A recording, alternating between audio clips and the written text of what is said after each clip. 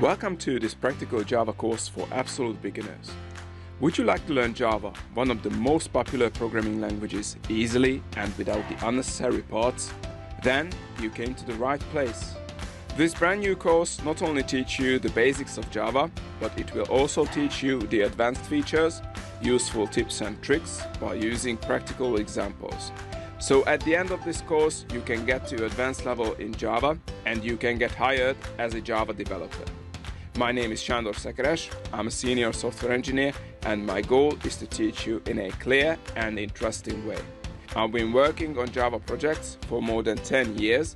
I took part in governmental contracts, maintained and developed high-traffic travel agency websites, but I also have experience in working for smaller companies. We're going to learn Java from absolute scratch.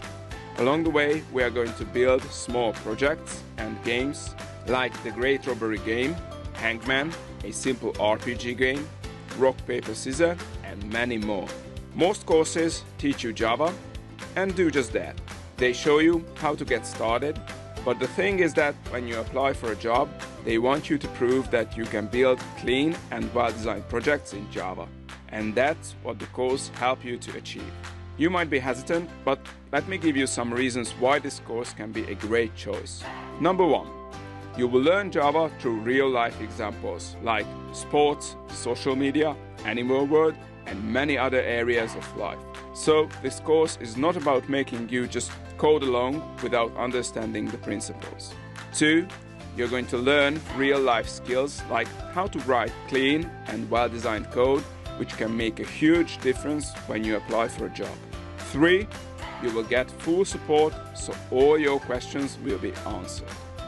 This course is designed to be well suited for complete beginners to programming, and it is also made for programmers who know basic Java but now want to level up their skills. Or it is suitable for programmers who are experienced in another language and now want to switch to Java. On top of these, all of these material comes with a 30 days money-back guarantee, so you can try it out risk-free. Have a look at the upcoming lectures to see if this course is right for you. I will see you inside. Java is one of the most popular programming languages and it is used at almost every area of software development. By definition, Java is an object-oriented, platform-independent programming language. I think it needs some explanation. So object-oriented, it means that it uses objects to model the desired tasks. Objects have properties and behaviors. It can be a person, a superhero, a plant, an animal, a machine, or anything else. So let's take a car as an example. It has properties like color, horsepower, production year, and it also has behaviors like start the engine, stop the engine, lights on, lights off. By using warn other cars' behavior, they can also interact with each other. It's an interesting one and not quite short topic. I will tell you more about this in the classes section. So what platform independent means? Platform independent means that the same code can run on any device. So you don't have to write code for different operating systems. It doesn't matter whether it is macOS, Windows or Linux.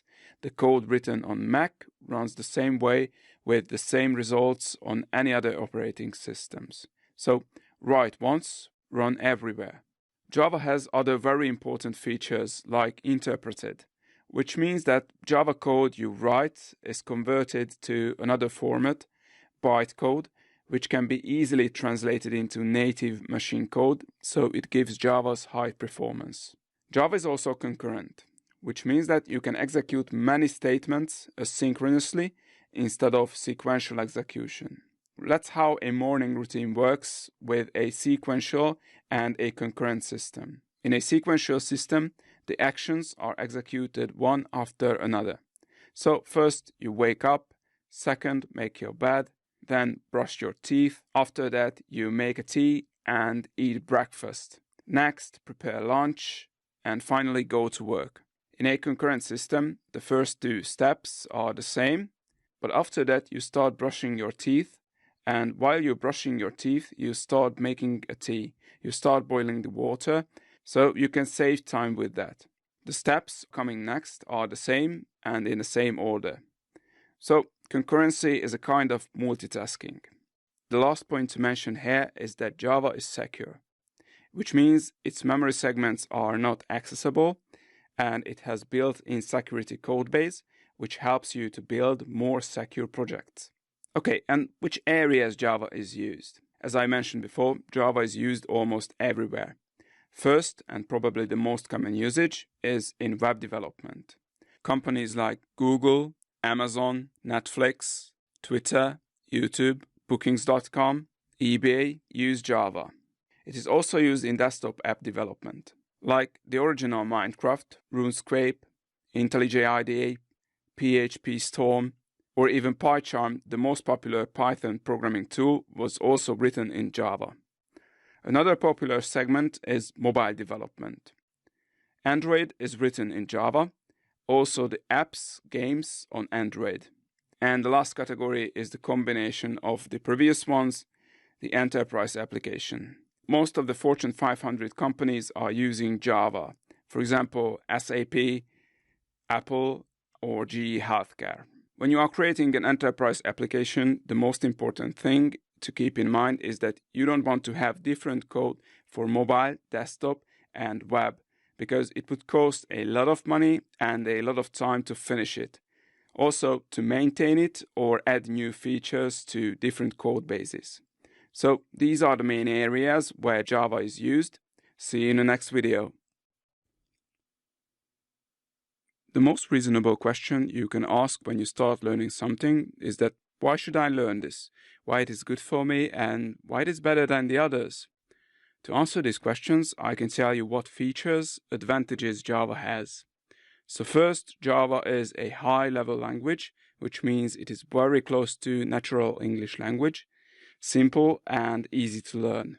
If you understand the basic concepts of object-oriented programming, then it is easy to get to advanced level. Second, it has been among the best programming languages for more than 20 years, for a very good reason. Third, it has massive enterprise usage, so easier to find a well-paid job. As I mentioned before, most of the Fortune 500 companies are using Java. Moving on to the next one, Java community has over 9 million developers. If something goes wrong and you need to find an answer for your problem, this community can provide a good support. Also, Java is a strongly typed language, which means that you must define the types of almost every data element.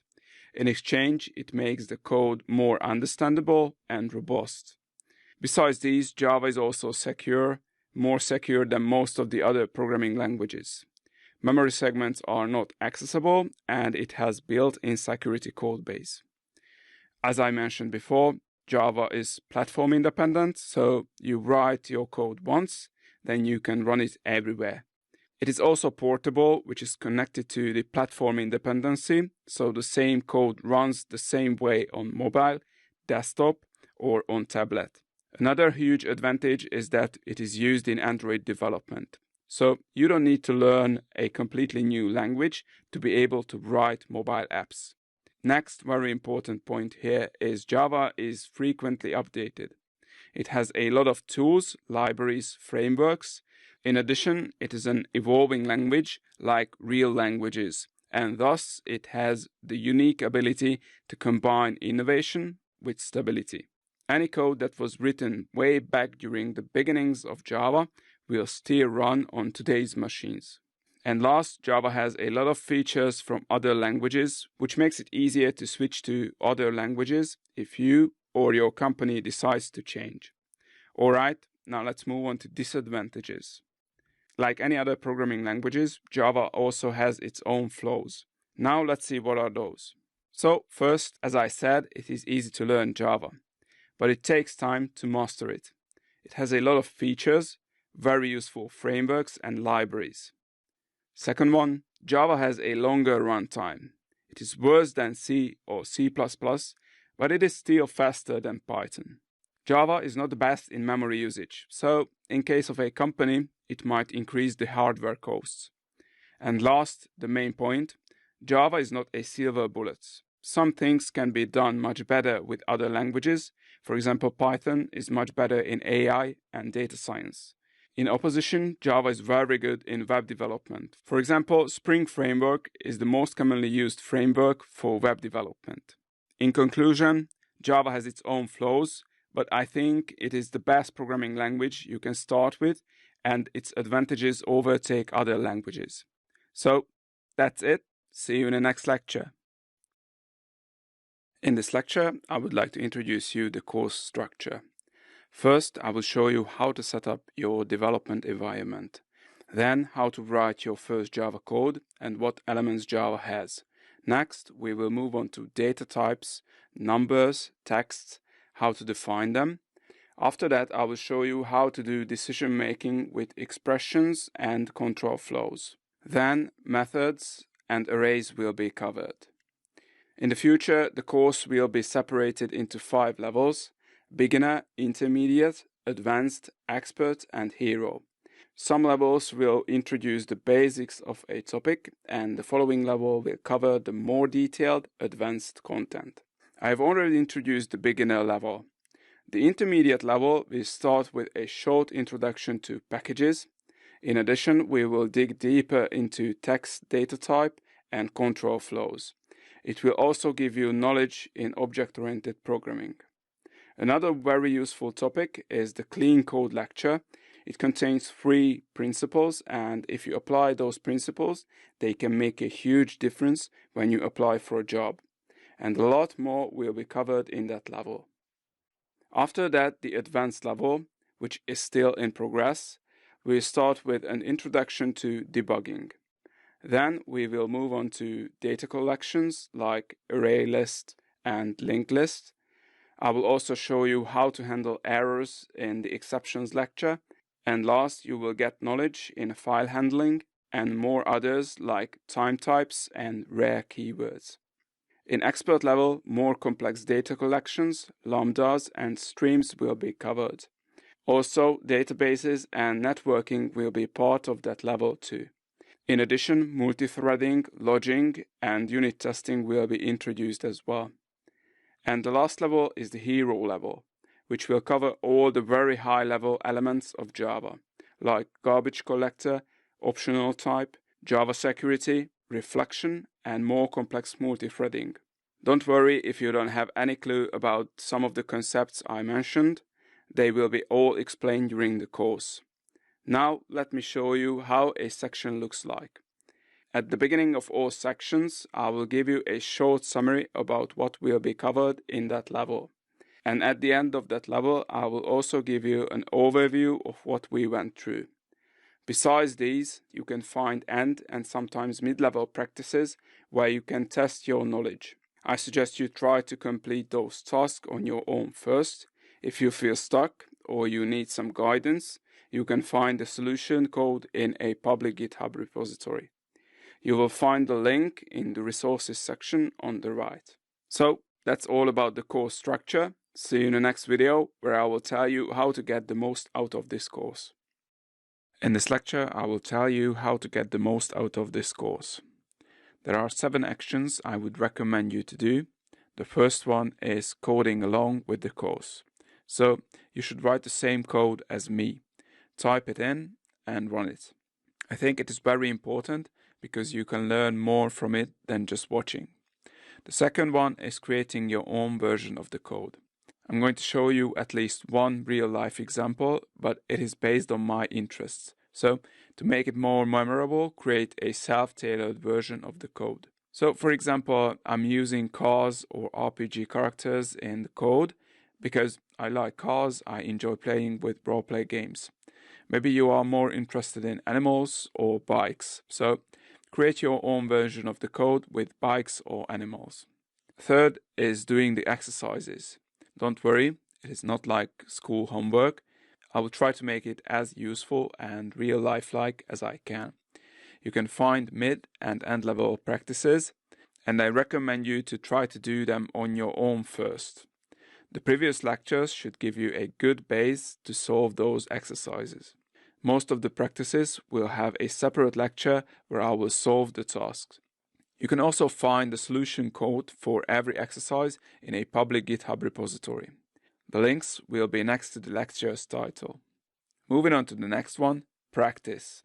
What I mean by this is to use what you learned and start creating your own project. For example, you like tennis. You can start building your code around tennis, and later on you build a database of famous tennis players or program which can help you organizing tennis competitions. The next one is don't be afraid to make mistakes. If the code isn't working, try to figure out what went wrong or make it fail intentionally. Let's see what's going to happen. Don't worry, as I said, all the code can be found in a GitHub repository. So if something goes wrong, you can copy that to fix your code. Okay, the sixth one is connected to the previous one, source code. As I said, I encourage you to do the exercises on your own first. And if you take a look at my solution, but it is different from your code, don't worry. If the code does what it should do and the style is good, it's completely fine. The source code is just a reference. And the last is support. So as I said in the introduction video, I provide full support, so all your questions will be answered. So that's it. See you in the next lecture. In this lecture, I would like to give you a short overview of Practical Java course for absolute beginners. So this course is built up from the very bottom. Its structure is based on business needs and my experience in software development. My goal here is to teach you Java in a clear and interesting way. And to make the concepts more clear, I use a lot of real-life examples. Besides that, there are coding practices and solutions for those practices. Most of the practices are solved by myself and recorded, but you can also find the source code for all practices in a public GitHub repository. You will also get further information on how to use those extra materials in the course. Also, I would like to share some useful links here. On greybearstudio.com, you can find useful blog posts that can help you in improving your programming skills. You can also find more free content and updates on other social media platforms like Twitter and YouTube. The direct links are in the resources lecture. So, that's it. See you in the course.